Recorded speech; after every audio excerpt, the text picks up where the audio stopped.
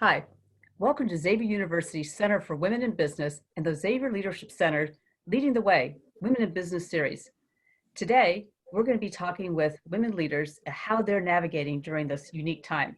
We've got Nerissa Morris with us. Nerissa is the Chief Human Resources Officer at Cincinnati Children's Hospital Medical Center. She's also a Senior Vice President and a Xavier graduate, and we've become good friends. And I tell you, she's going to have some tremendous insights for us today. We're lucky to have her. Nerissa, hi, how are you? Hi, Chrissy. Thanks for having me. I'm looking Oh, forward to our conversation. well, thank you for being here. We're going to certainly learn some very unique perspectives today from you and from how you're looking at what's going on today. How are you taking care of yourself these days? You know, that is something that I actually have to be really intentional about, because with everything going on, it's actually pretty easy to forget. So a few things that I'm doing when I can get out on a nice day, the weather turns anywhere close to warm, I try to get out and take a walk. Just that time in nature is important. Spending a lot of time connecting with family and friends, albeit virtual, it's still just important to reach out. And I've also found it helpful for myself to be reaching out to other people. There's something in it for you when you are reaching out to check on other people, to see how they're doing. I have some folks in this area who are older and are not able to get out. And so taking things and dropping them off on their porch, keeping social distance, is still something that actually helps me because I know I'm helping someone else. I have, of course, been binging on Netflix, and that is self-care because it is putting aside news and all the other information. And then as it relates to news, I limit myself to the amount of COVID news daily that I will take in so that I hear what is essential. I pay attention, obviously, to what's going on in our state and in our region and how it affects our operations. But there can actually be too much. So taking care of yourself, I think sometimes means limiting certain inputs so that you give yourself space and you give yourself time to relax and focus on things that you enjoy, whether it's Netflix or a conversation with a friend or a special beverage, or my other thing is cooking. I love to cook, and so I have spent a lot of time at home cooking, and that always relaxes me. Wow, you talk about too much. What have you been binging on? Netflix, cooking, or anything else that's not toilet paper? Well, okay, so I have been binging on Netflix. There are two things that I have been purchasing that are kind of interesting. One is in the cleaning supply line. Pledge has an antibacterial multi-surface spray. And so when I go down the cleaning aisle, it's the first thing I look for. And you can only buy one at a time, but if they have one, I buy it in whatever store I find it in. So I have been slightly hoarding Pledge antibacterial spray for multi-surfaces. And my other thing is diced peaches. So that's now become my favorite little snack, is the little Dole cups of diced peaches. Well, don't go to the Hyde Park Kroger because I'm going to buy that Pledge multi-surface product on my next trip. So that was a good tip. I didn't know about that one. How are you leading during this time of pandemic? How are you leading during this time? You know, one of the interesting things about leading in this time is maintaining presence and maintaining connection with a number of different teams. So, I mean, I have my direct reports and we meet on a regular basis, but for a period of time, we actually went to a special daily huddle, particularly focused on the issues, but it was also that opportunity for everyone to connect. We've spaced that out a little bit, but we maintain that. We have always had all HR meetings and manager meetings. We've increased the frequency of those. And not just to talk about COVID, but really just to talk to people and to see how they're doing, to give them a chance to share. So I think it's really been leading in the pandemic and around the operational things, but there's a heightened sensitivity to the need to lead people and to truly meet them where they are in this situation, to open up people to talk about their fears, their concerns, what's working well for them, what's not, and to lead from that position of hearing, and then, so what do we do about this together? Or what do we just sit with together? Because sometimes I think you just need to let it be out there and sit with it and let that be okay, and to teach in the organization that it's okay to just do that. And so it is leading with compassion and empathy in a different way. And when you do that, you then are better positioned to talk about the issues of the day. So we start our meetings with a check-in. And the check-in can be any question. It could be, what are you grateful for today? Or what's on your mind that might get in the way of this conversation today? But something to get people into that space. And I think it's even more important now. So that was something we were doing before this started, but it's become even more important in this. So I think leading in those ways where it's really trying to figure out what's going on, as we talk about below the waterline, right? They're the things that we will observe and see, but then there's stuff that's happening underneath. And as leaders, we have to be open to probing, and also our own vulnerability, to share what's going on for us underneath that waterline. And I think that leadership, being able to be, yes, strong in your leadership, providing guidance to the organization, making sure that operational plans are solid, but also being really human in this moment too. As you were talking about the things that you're doing at home and curbing the amount of news you're listening to and what you're doing with your team, a lot of soft skills there: mindfulness, listening, empathy. Are there any other soft skills that you're really leaning on right now? Critical thinking has been really important in this, because a lot of this is very operational, and the situation is changing almost daily. So trying to think through, what is it that we need to do in this moment?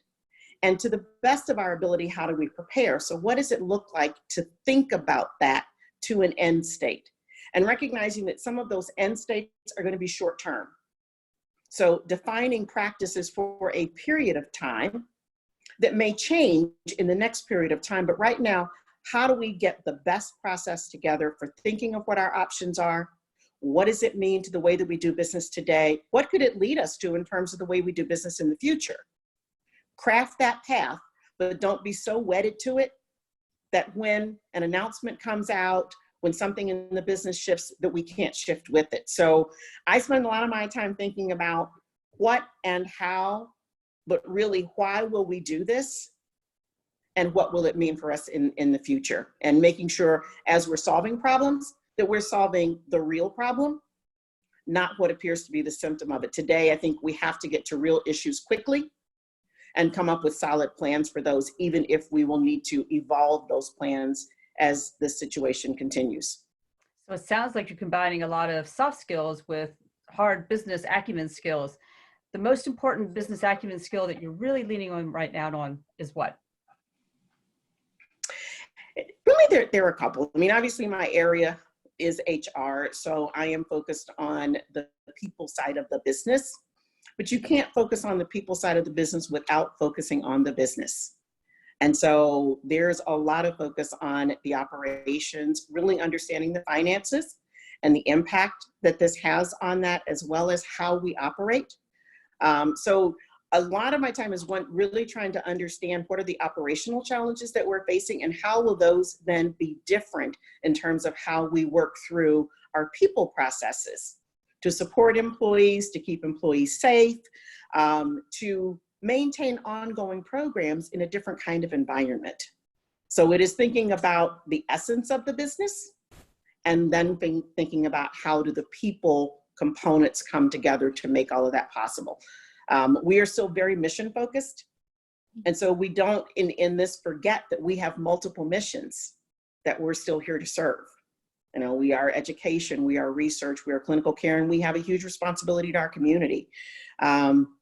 So thinking about all of those, have to be a part of what I do, as well as just the core of people processes to support that.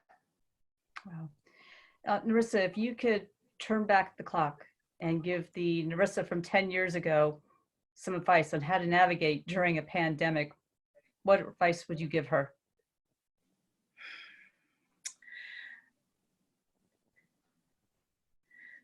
If I knew then what I know now, I think it would be really work early on honing critical thinking and problem-solving skills. Understanding and identifying true root causes. What's the real problem you're trying to solve? Separating out what is complicated, which we tend to think of as really hard, and what is simply complex, and how can I break down those parts to figure out what matters most now. Learn to ask questions, because that's where you really discover. And that discovery process is critical to really figuring out the real problem. So I think critical thinking, being able to think for the short term and the long term, because you need to have a line of sight, not perfect answers, but a line of sight to the implications of what you might decide now on some points in the future. So I think those are things that I think I'd say work on that. And again, really learn to ask good questions, because that will not only help you make better decisions, but it'll also keep your conversations open so that you can get information that you might otherwise miss. So we just look back, looking forward, how do you think business will be different in the future? So I think most organizations will find themselves having to rethink some of the ways in which they operate. The rapid pace for many organizations to move to telecommuting, I think, will be something that we'll be figuring out. And do we unravel it? Do we unravel parts of it? But I think it's going to cause people to think again about, what does it mean for working from home? How do we make this work? Under what circumstances can we make this work? You know, as I think about our organization, we are focused on improving child health. So we'll be looking at, what do we learn from this that helps us do more in improving child health? How does it help to influence our research? How does it help to transform our clinical care? The delivery of care is something that we, will continue to look at. And I think that this will give us all things to examine. Obviously, telehealth has become very big during this pandemic, whether it's for pediatric systems or adult systems. So examining, how does that shape the experience going forward? And then I think social distancing. How will we put these rules in place and still maintain sense of community? Ensure that employees are safe and that they're comfortable, but that we also have teamwork and camaraderie and so forth. The utilization of virtual tools, I think, has skyrocketed and actually opens up a lot more avenues to how we can work, how we can communicate, how we can deliver services. So I think all of those things are going to influence us across the spectrum of business, and healthcare is going to be right in the middle of all of that. Cincinnati Children's gives hope to so many people, actually from around the world, who come here for the top medical care that they get. People are anxious, stressed out. What's giving you hope right now? There are always things that can give us hope. And things that are giving me hope, the generosity of people, the way that people are pitching in to help others, so many acts of kindness that we've seen around supporting people with food insecurity. These are ongoing issues, but they've come to the forefront in a way that I think we won't be able to ignore. And so it gives me hope that we'll be able to do more and do better by people as we go forward. Learning. This has been an incredible opportunity to learn. And so how do we take that and continue to learn and grow and find new ways to do things? That gives me a lot of hope. The other thing is just the focus on some of the issues that face us today. You know, in my world, social determinants of health and the health disparities. These are topics that we haven't always talked about so openly, and we need to, because there's tremendous need and there's opportunity to really address some systemic issues. And so I'm hopeful that we've started conversations about things that really matter and that we'll be able to continue that. And I'm also hopeful because we've become really creative. And I think through creativity and innovative thinking, we will find solutions to some of the situations that we're facing in this pandemic. And that gives us reason for hope. So I think we'll get better. You know, one of the things we say, we're better together, we're safer together, we're stronger together, and we're in this together. And we will come through this together. And that gives me hope. Nerissa, you have been so sage in your wise words today, and so many people are going to benefit from this, including me. Is there anything else you'd like to share? I would just say, you know, this is an opportunity. Hopefully this is a once in a lifetime situation, you know, that we will learn from, and we can be better from it, right? So don't miss the opportunity to use this in positive ways for others, to use this in positive ways for yourself.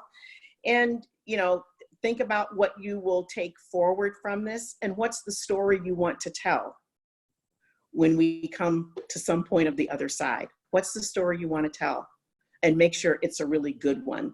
And it's a one that talks about how someone else's life was improved by the way you went through this experience.